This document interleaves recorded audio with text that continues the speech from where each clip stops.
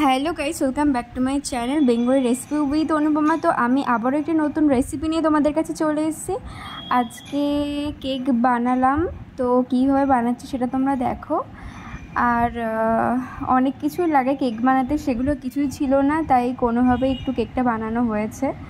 তো ফার্স্টে ময়দা নিয়েছি, তার মধ্যে চিনি দিয়ে দিয়েছি পরিমাণ মতো।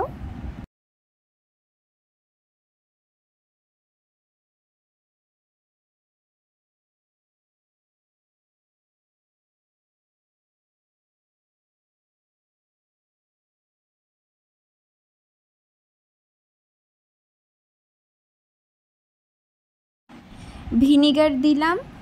আমার কাছে বেকিং পাউডার বা বেকিং সোডা কিছুই ছিল না, তার জন্য একটু ফুলেছে কম। এরপরে দিয়ে দিলাম অল্প করে ভ্যানিলা এসেন্স। তারপরে দেখো একটা পাত্র, যেই পাত্রে আমি কেকটা বানাবো সেই পাত্রে অল্প করে ঘি লাগিয়ে দিলাম। তো তোমরা পারলে বাটার লাগিও।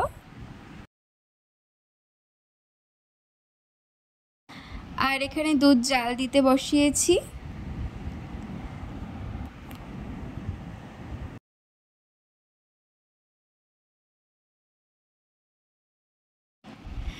ব্যাটারটাতে কিন্তু অল্প অল্প করে দুধ দিতে হবে, না হলে কিন্তু একেবারে দিয়ে দিলে কিন্তু হালকা হয়ে যাবে, পাতলা হয়ে যাবে। কিন্তু আমার কাছে কেক তৈরি করার গ্রাইন্ডার ছিল না, ওই কারণে আমি এইভাবেই কেকটা বানাচ্ছি, যেহেতু আমার কাছে ছিল না। তো তোমরা চেষ্টা করো ওটা দিয়ে বানানোর। আর ব্যাটারটা এইভাবে আমি গুলছি, দেখো।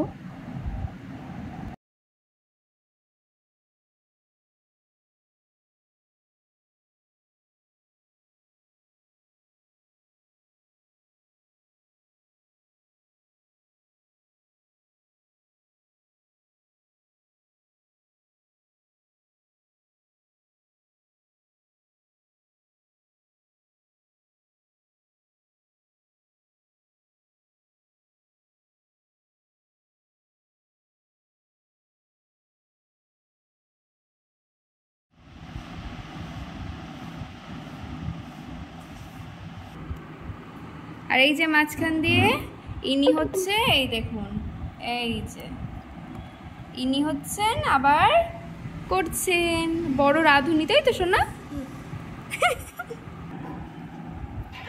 দাদা এখন না, হাত ছড়া, আমি করে দিচ্ছি।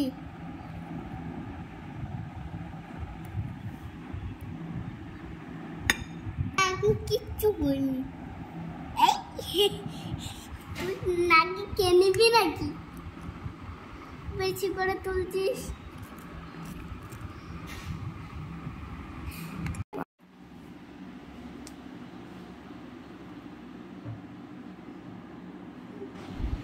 এবার আমি যেটাতে কেক বানাবো ওটাতে ঢেলে দিলাম ব্যাটারটা।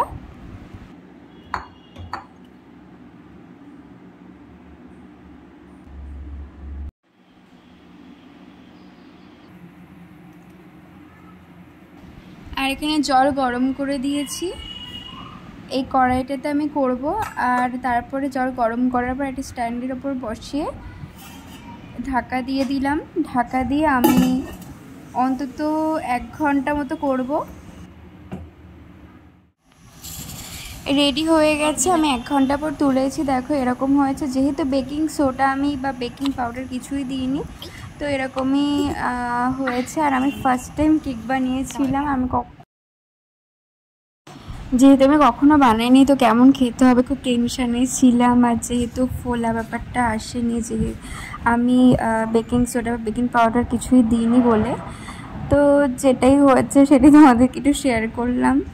আমি ভাবলাম যে খেতে হয়তো ভালো হবে না বা কিছু, কিন্তু খেতে কিন্তু ভালোই লেগেছিল, এটাই।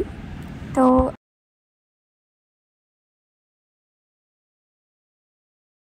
চ্যানেলটিকে সাবস্ক্রাইব করো। আজকের জন্য এইটুকুই, বাই। পরে নেক্সট ভিডিও নিয়ে আবার চলে আসবো কোনো একটা রান্নার রেসিপি নিয়ে। তো টাটা।